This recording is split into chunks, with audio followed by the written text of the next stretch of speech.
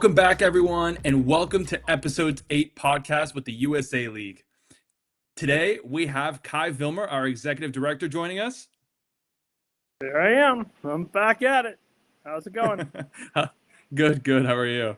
Good. I'm in a different setting. I got booted out of my office/studio by my children. It is summertime, and anyone that has kids and it's summertime, no, it's such a wonderful time of year. I'm not counting down the days. I kind of am till August. Oh, anyway, I love it. I can see the whole pool area in the background, so it's good. Yeah, it's a good setting. So it's great. Watching, the Germany game. Not very pleased with that one, but it's kind of is what it is. But hopefully next game is better, and then the U.S. plays tonight. And the funny thing is about the U.S. game that I hear from people, and we can maybe educate some people who are maybe not paying attention. And today, like at least 3 people asked me, why are they playing at 10 o'clock? Who plays at 10 o'clock at night? Who goes to the games at 10 o'clock? And I'm going, people, there is a West Coast. There is another side of the United States that has a 3-hour time difference, and they're allowed to have soccer too. And it's 7 o'clock over there. But yeah, there was this lady at the last one. I was going, where was I today? I was dropping off something at Goodwill, and I had my Germany jersey on, and the guy goes, I can't believe, who goes to games at 10 o'clock at night? And he goes, I'm like, what? And he goes, a U.S. game. Who's playing at 10 o'clock at night? I can't stay out that late. I got to work in the morning. He goes, seriously? And I told him about the California thing. He goes, oh, yeah, I didn't think about that. I'm like, okay. But anyway, that was like the third one today where people were complaining about kickoff time. Anyway, so sorry about going on. You know what's going to be interesting, too, since you brought up that game is I know it was Christian Pulisic, right? He was injured. Is he going to start? Is he going to play at all? It'll be interesting to see because I know he's played a big impact for them, right? But they've also already moved on into the round of 32. So, what do you think? I think it was me. Obviously, I don't know what all the the doctors say and everything, but I'd probably keep him out. You already got the group tied up as winning the group.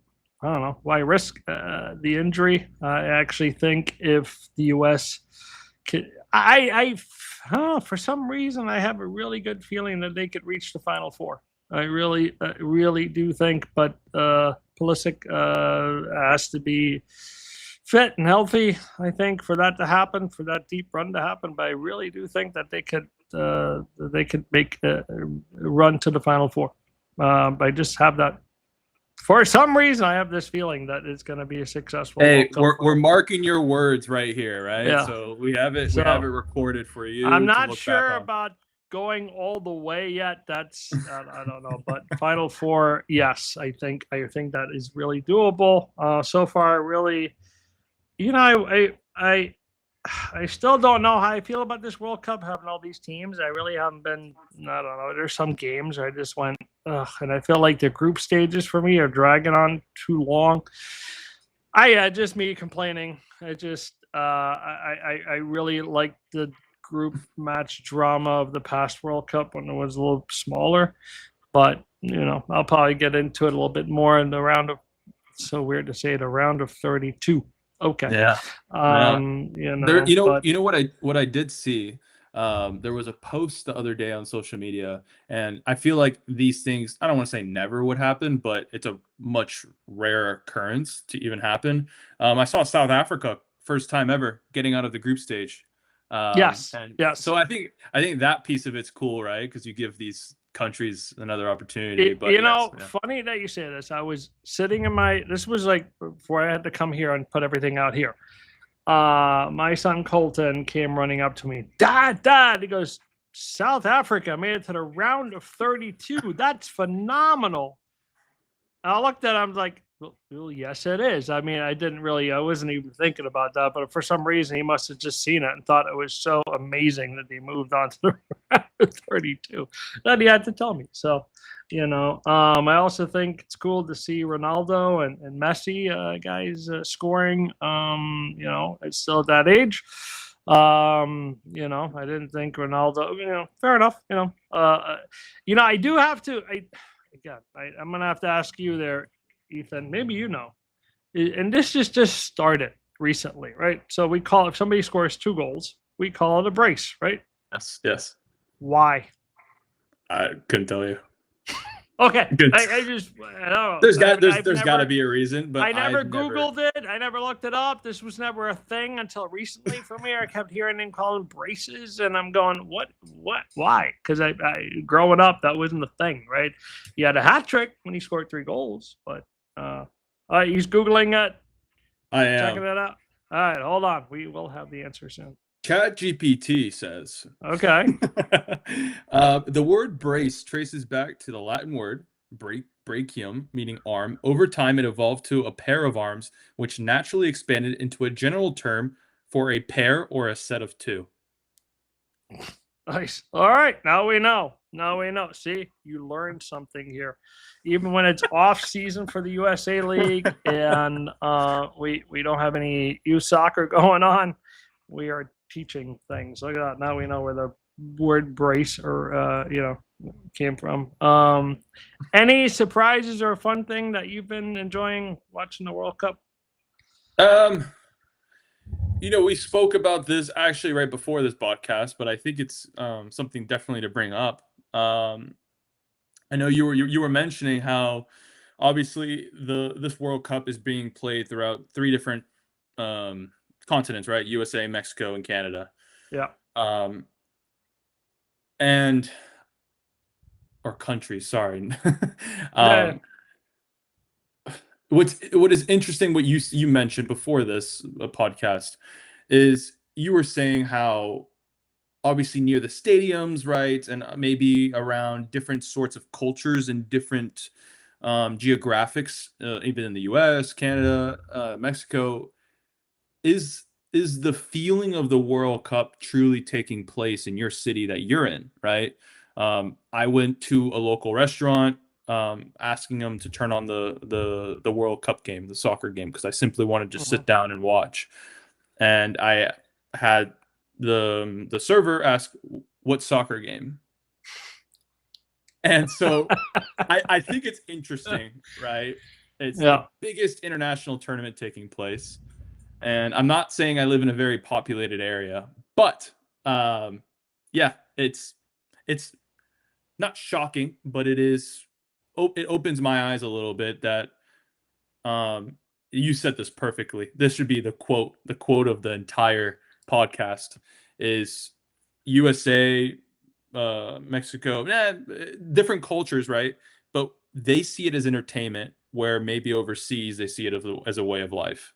And I think you hit the nail on the head with that. So that's the biggest thing that I've seen in experiencing this tournament. Now I'm a bit older, remembering the games a bit more than when I was 12 years old watching it on the big screen.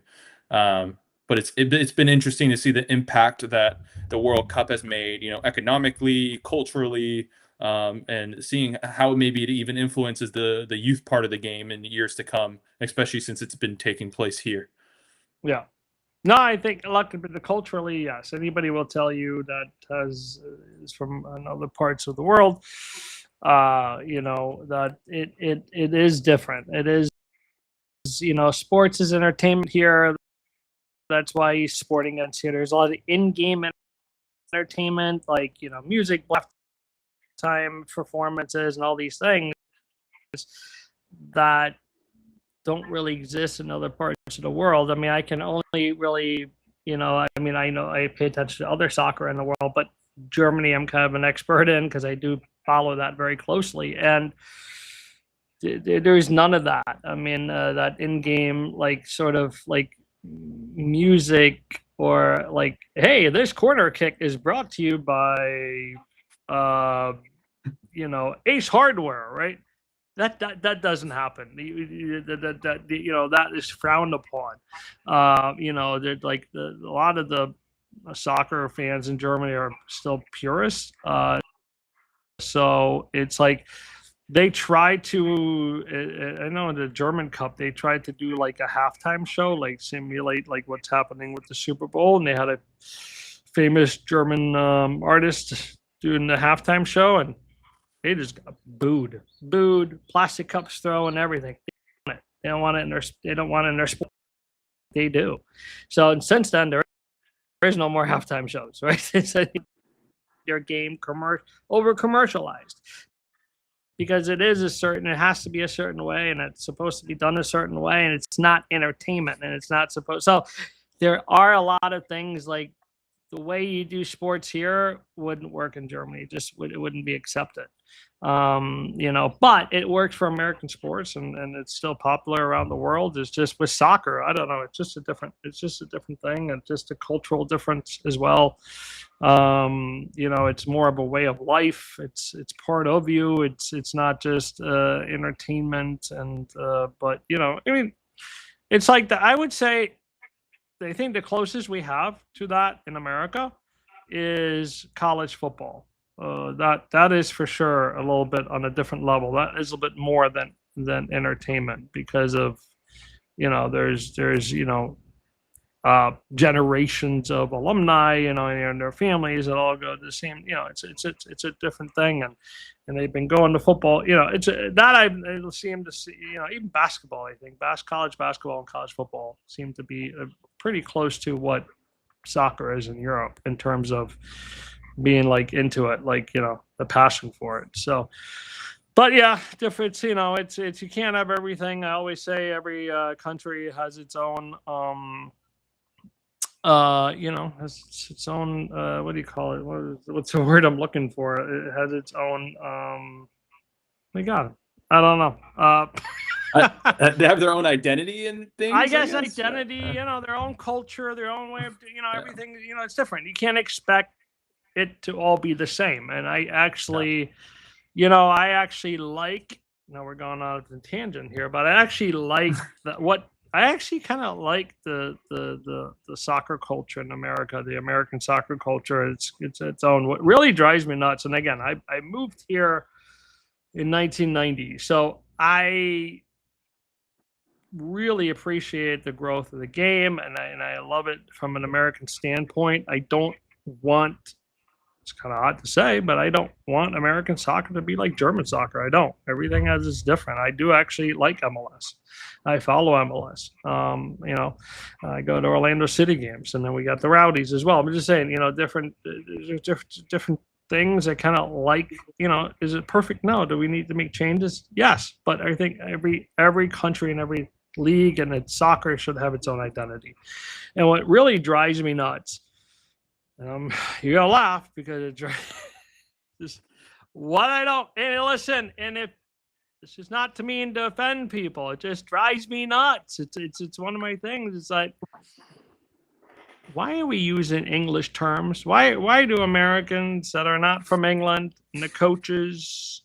Oh gosh, this is good. Have English accents and try to be English. Like we have our own culture, we have our own identity, right? Create your own culture and identity instead of, I sit on the sidelines and I listen to a coach and I go, oh my God, it's like he is not from England, but he goes, unlucky boys and let's go, mate. Hey, mate, and all this stuff, and I'm probably sounding more Australian. Sorry, but. All these English terms are being thrown out during the game, like all of them, the classics, right? And this guy, and they're trying their own English accent, which is terrible, by the way, because they're not from England. Some of them might be able to pull it off, but some of them, you're just like, what is happening? Sorry to go on this, but we're living here for so long. I'm like, okay, it's okay. We call it soccer. I'm calling it soccer because that's what it's called here. Soccer. It's not football. I'm sorry. It's not. We have our own football, American football. And anyway, I just feel like every country should embrace their own identity for the game. And I think it's quite okay to call it soccer. It's okay to have your terms, but be authentic to yourself and create your own culture. Every country should create their own soccer culture. We shouldn't just steal it from another country. It's almost like, I feel like sometimes when I see these coaches, I don't know if it's like they legitimize themselves more, like this is more legitimate when I act this way or speak this way, or if we borrow something from another country that's a so-called soccer nation and country, it's more legitimate. I don't know. Who knows? I don't know. I don't have the answer for it. But last time I checked, our national team, U.S. national team, has come out amazing, kicking butt and everything, and again, own identity, own culture. Let's create our own culture and identity, and not, I don't know, borrow it from other clubs. Sorry to go on this tangent. For some reason, I got you. What again? I'm making myself old. But it's fine. It's fine. What did the kids say? My kids say, like, okay, whatever you just said kind of triggered me, right? Triggering, right? So triggering. Yes. There you go. But anyway, yeah, you just went on to this thing when we talked about having our own identity and everything. I think America has its own cool, unique soccer culture, and I like it. And I don't think anybody needs to be ashamed of it. The only criticism I may make is Fox Sports. Fox has been terrible doing anything kind of World Cup with their guy, the announcers. I mean, they're getting better. I mean, they got Zlatan, who I love. He's been great. He's been doing great. Henry, they're getting some people in there. It's great. And then they have a couple of guys that are good on the mic. But other than that, it's just cringe-worthy. It's like, the great thing is I now can watch it either on the BBC or I watch it on Telemundo or I watch it on one of the German channels. I hardly watch the games on the Fox channel because some of the stuff is like, I don't know if you caught it. And thank you, UEFA. And I might get denounced for doing this, but I actually prefer the UEFA European Championships over the FIFA World Cup. But that's just me. I always have since the 80s. I always preferred that tournament over the World Cup. I don't know. I for some reason. And UEFA has come out and made the announcement they will not have hydration breaks at the next European Championships. Because most coaches, if you are looking into it, are not happy with the hydration break. I don't like the hydration break. I get it when it's too hot outside, but there's games where we're doing hydration breaks just for doing hydration break, just like in high school soccer when it's like it can be 38 degrees, 40 degrees. Let's have a hydration break. And anyway, So I'm sorry. I'm watching. I'm rambling on because I'm getting a Fox. I'm getting to my point. I'm watching this game, and the announcer at Fox goes, that's the end of the first quarter. What? No, there is no quarters in soccer. It's halves. Goodbye. I'm switching over to Telemundo. I can't watch that. Whoever that was, go back to broadcasting and calling basketball games or something. Anyway. You know what I did see too is that during the I don't know which channels it is, but the hydration breaks that take place, some media channels, they will go into advertisements, and then I saw there was one or two channels they don't go, right, like they don't, obviously I know they're earning money from having these advertisements run or commercials run, but there was I forgot what the channel was, but they were praised because of the fact they were still showing what was taking place on the field. So most international broadcasters will not go to commercials. Yeah. They will not capitalize on it. I know Fox is doing it. Yeah, I know it's the thing you do in American sports. I think that's what it was actually put in the hydration break. I think it was just to satisfy probably American TV because it's done in every other sport, right? That's played in America. So you have those breaks for commercials, but just not soccer. But again, I don't like it. Stops the flow. I like how it just keeps flowing the game. So shout out to UEFA for not doing hydration breaks at the European Championships. I think, I probably because I like the European Championships better because it's a smaller tournament. It used to be a smaller tournament. That's expanded too. But it used to be a smaller tournament where you would have like the best teams of Europe just battling it out. So every game was like, great. Like back in 1988, that was the first one I can remember. 8 teams were in the European Championships. That's it. You had a Group A, Group B, and then a final. So it was like every game is like a great game. Now it's bigger too, but it's still, for me, it's like the games are a little higher level sometimes, just because you have better teams playing each other, and not, no, there's a little bit of charm having Cape Verde and Curacao get like a point or a win, here and there. But it's hey, cool. Cape Verde is taking. I know they took over the Tampa Bay Rowdies facility. Yes. Yeah. Yeah. Maybe we can talk a little bit about that, because I think that's cool, right? We have right in our hometown here, where our league, the youth league, is mainly in the Region C area, going down to Naples and Tampa, and even stretching out to Central Florida as well.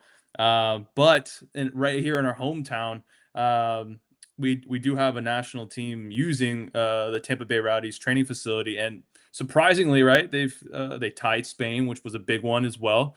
But I think that's been really cool too, having, regardless of the size, right? It's been cool to have them here in the Tampa area. No, it is. I laugh because I drive by that training facilities on a regular basis, and I drive by and I keep thinking to myself, I wonder how many thousands of people are driving by this training facility not having a clue that a team is training right there that is participating in the actual World Cup that's happening in this country. Because, if you don't pay attention, you don't know. And I did notice that 0-0 tie against Spain obviously changed life for them, right? Because I think I remember seeing some videos, and there were like maybe, I don't know, a couple of media guys there. And after their 0-0 game, there was tons of media at their practice facility the next time I saw some video. So obviously getting that 0-0 result, and that goalkeeper, I think 40-year-old goalkeeper, doing all the things there, everybody came out like, hey, now we got it. You got to showcase. I think it was cool. It was a great story that they did that. So again, they've got like, what's it called? The goalkeeper has like millions of followers now too, apparently, right? Well, I watched the Curacao and the Cape Verde goalkeeper. I think both of them started the World Cup with like, I don't know, a couple thousand followers or something like that, if you look it up. And now they both, I think, have over 1 million followers on Instagram because of the games that they played. Yeah, and have done. So they're really good. Yeah. Let me see here. He's got 16.2 million followers now. Yeah. And the guy, and the goalkeeper from Curacao, his name is Bloom. Room. Sorry, he played in MLS. He now plays for Miami FC. I forgot. Is Elroy maybe Room? Room. I think it's Room. He used to play for the Columbus Crew. Good goalkeeper in MLS too, and now plays for Miami FC and the USL. And Eloy Room. Yeah, and he's had an outstanding World Cup as well. Again, and both of their followers on Instagram have exploded, like boom, from these games. So you can see how the global reach this game has, right? If you're out there and you're like, hey, and people like you, all of a sudden they're following you, like boom, you just went from having 3,000 followers to 16 million or whatever. It's got to be overwhelming. Like his phone's probably going ding ding ding ding ding ding ding ding. He's probably either turned off the volume or he's got rid of his app, right? Oh gosh, yeah. Well, so you said, what time was it again? It was 10 o'clock, correct? The game for the U.S. Yeah, I think it kicks off at 10. Yeah, 10 o'clock. I can't. I won't predict what the score is or anything, but I'm curious. What do you think the result will be? It's tough because Turkey. I still have to get used to saying it that way. Turkey was kind of a sleeper team for me, like to maybe go deep, because they actually have a very strong roster. They really have some really good players. And for them to go 0-2, just like they did, was something I couldn't I really never thought of. I actually thought they might win the group. They were a contender to win the group. Mhm. But for them being 0-2, and their country, I don't know if you go look at the send-off they got from their home country, it was amazing. Like it's unreal. Like if you Google like the Turkey send-off from their country to leave to America to the World Cup, it was unbelievable. So the pressure was huge. So now they're 0-2. I think they're eliminated from. I don't think they even have a chance of going on. So it's a hard one to predict. The U.S. is through, and so Turkey is playing for pride. I think they do want to leave with a good result, and then you got the U.S. that you do want to win, but you don't have to. So we saw that today in Germany's performance. It was pretty flat, and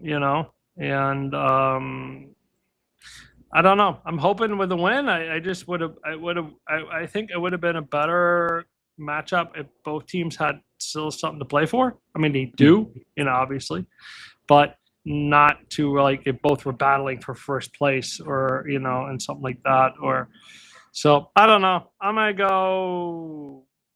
It's so tough. It's hard to predict. I'm gonna go 2-0 U.S. But but it could be 1-0 Turkey. It could be one. I don't know. It's so hard knowing. Well, I'm just saying, knowing this, the how everything is laid out with Turkey kind of out playing for pride, and the U.S. is through. Like, I don't know. I'm still hoping the U.S. continues their momentum, kicks butt, and comes up with a 2-0 win, and just keeps carrying the momentum through.